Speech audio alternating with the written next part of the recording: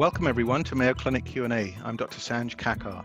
COVID-19 numbers continue to rise across most of the country, with many states and communities dealing with full hospitals and exhausted healthcare workers. Health officials continue to plead with the public to do their part to stop the spread of the virus by wearing a mask and practicing social distance. The latest COVID-19 surge is forcing hospitals to manage staff, supplies, and resources to care for both COVID and non-COVID-19 patients. Joining us to discuss this today is Mayo Clinic's Division Chair of Infectious Diseases, Dr. Elie Berbari. Welcome to the program, Dr. Berbari. Dr. Berbari, we're hearing a lot about community spread and community transmission. Can you explain to us what that actually means? It means that there's enough spread within the community. The issue is that it's outside the walls of a healthcare setting like a hospital or a clinic. And the control over community spread is much more different than, say, control within a hospital setting or a clinic setting. The ability to implement PPE protocols and ensure compliance is much more limited, say, in a community as opposed to a hospital setting or a more closed environment. And that's really what that means, is that there's widespread transmission of cases outside the wall of healthcare settings, in houses, in restaurants, in common venues around the country and cities. And so we hear the term positivity rate. So can you explain what does that mean? Does that mean that the community is positive? Those people that are being tested are positive? Can you explain what that means and why is that an important number to track? What that means is the number of people who tested positive over the number of people who got tested. So if we test 100 individuals and 10 of them are positive on that test, that means the positivity rate is 10%. Why that is important? Because that's not affected in general by the number of tests that are performed. It's more of a reflection of how common COVID is. And a change in that number can be a leading indicator to hospitalizations or ICU stay. And that has been proven in a number of studies. So that makes it a very important a metric to follow and a number to follow. So as you mentioned, hospitals follow the positivity rate, even schools follow the positivity rates. Is there a number where you start seeing a rate whereby you start getting worried that this is getting to a level that we need to start putting stronger implementation measures into effect? Indeed. So there are some thresholds that have been described that could impact policy and management. In general, anything above 5% is considered a sustained transmission and a high rate, and anything above 10% positivity rate indicates usually some drastic actions are needed, such as lockdowns or in terms of colleges or students going more to virtual learning and so forth. And these are thresholds that have been established above which transmission can accelerate and therefore are used commonly. So we're used to seeing surges in the East Coast and the West Coast, but now obviously it's happening in the Midwest. Can you tell us about what the positivity rate is here and how you factor that in terms of managing space, supplies, and hospital staff? If you look at neighboring states and some of the Midwestern states, we've ranged in positivity rate between 10-15% to up to 30% in some instances. These are considered high rates of positivity, the like of which lockdowns or social distancing and some drastic measures are needed to slow down the transmission. Any individual that's positive today, there's about 7 or 10% risk that individuals will need hospitalization, and a portion of those will need subsequent care in an intensive care unit. So that positivity rate and the number of people who are coming down with COVID can be a leading indicator on utilizations and space in hospitals and healthcare setting.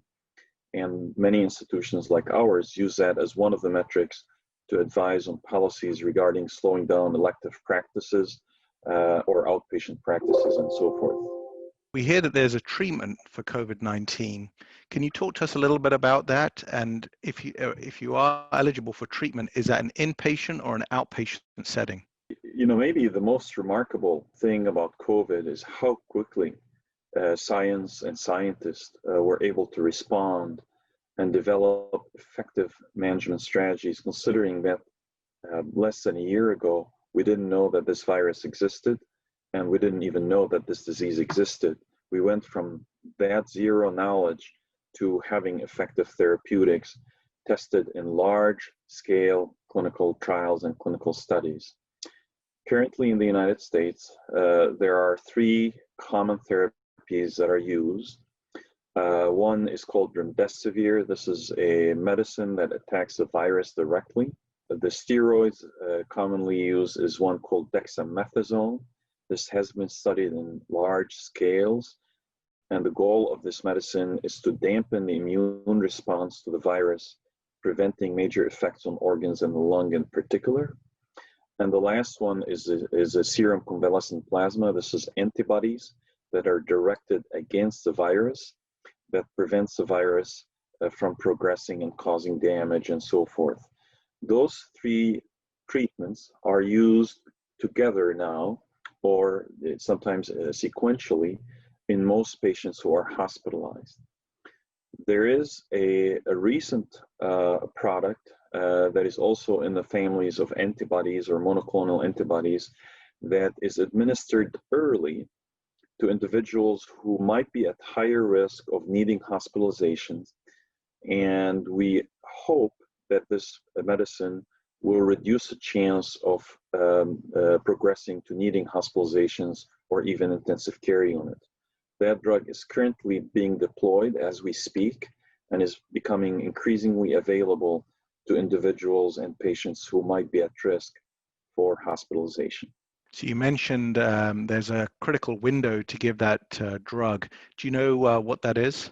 Yeah, so you really want to give that drug early so you could prevent that complications. It typically takes 7 or 10 days, from getting the starting with the symptoms to becoming ill, needing hospitalization. There's always that lag. So the earlier you can get that medicine, the better it is. Within 10 days or so of the symptoms onset is what we would recommend. Most individuals who get COVID get a mild disease and will never need hospitalizations. But the older a patient is, or if you have comorbid conditions such as diabetes, high BMI, obesity, cardiac, lung disease, and kidney disease, then the risk of hospitalization goes up. Now, you mentioned about those patients who contract COVID-19. Are they immune from catching it again? And if so, how long are they immune for? If there was no immunity, the vaccine would not work. We do know now from the 2 vaccines that the phase 3 data and efficacy data has been released that they are highly efficacious in preventing COVID. 90 to 95% effectiveness for the first 2 vaccines where data is available in large-scale clinical trials. So developing an infection will confer immunity. It's unclear how long that immunity would last, likely 6 months, but possibly 1 or 2 years. We haven't had that disease for more than a year, so we have no way of knowing if an individual who got infected this season will be immune from acquiring a virus, say 9 months or a year from now. We also know that there are cases where there have been documented reinfection after exposure. These are well-documented cases with studying the type of virus initially that they were infected with and the one that they got reinfected with. That makes this certainly a possibility. Now, as you mentioned, it's amazing to see how the scientific community has come together. And as you said, we've heard about 2 vaccines, but every day the news is changing. How should people process that information when they hear about the vaccines and their efficacy?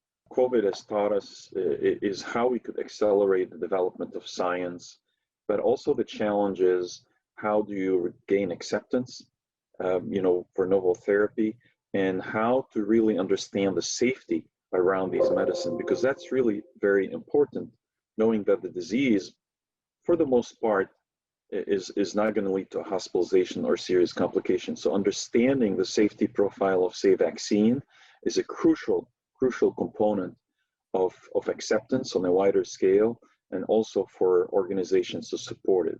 So that's there's a lot of attention that's being paid around the safety and the safety of vaccines.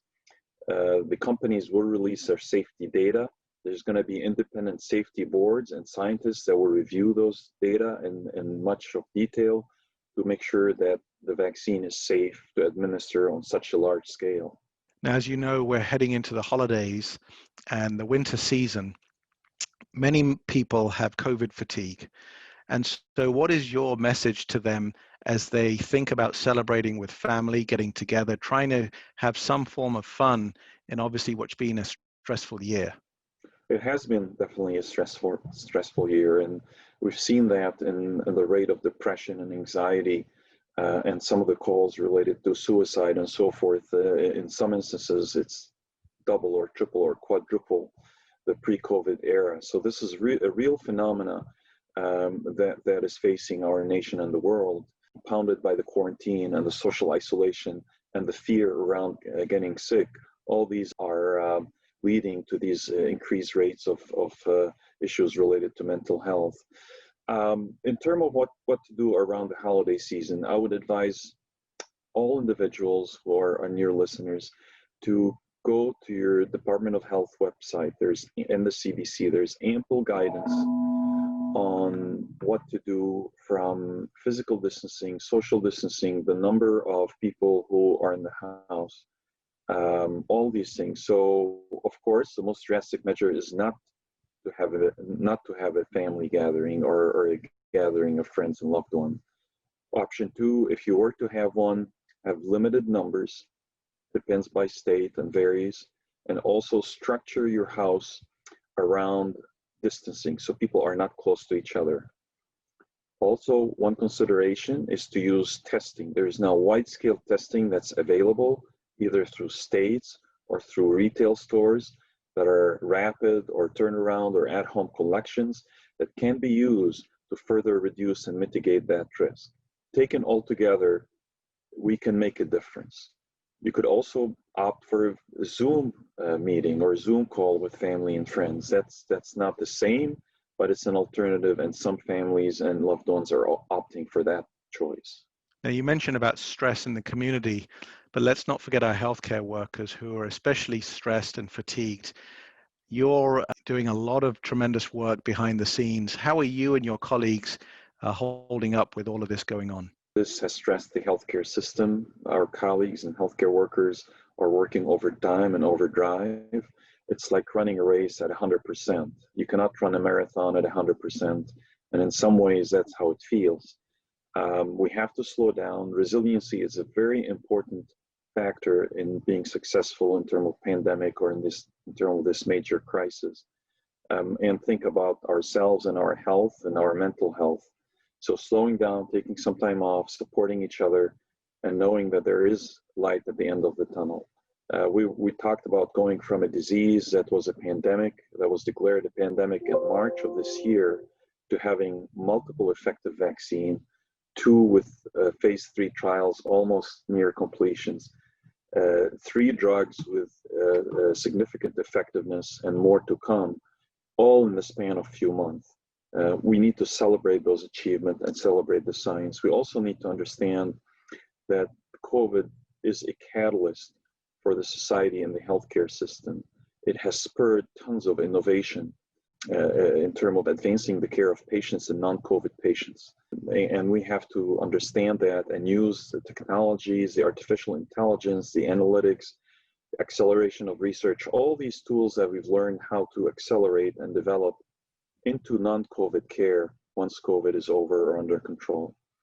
And I think these are to be celebrated. But, of course, we are facing a tremendous challenge, but we're making significant progress, and I think we are seeing a little bit of light here towards the end. Our thanks to Dr. Elie Berbari, Division Chair of Infectious Diseases at Mayo Clinic. Thanks for joining us today. Mayo Clinic Q&A is a production of the Mayo Clinic News Network and is available wherever you get and subscribe to your favorite podcasts. To see a list of all Mayo Clinic podcasts, visit newsnetwork.mayoclinic.org. Then click on podcasts. Thanks for listening, and be well.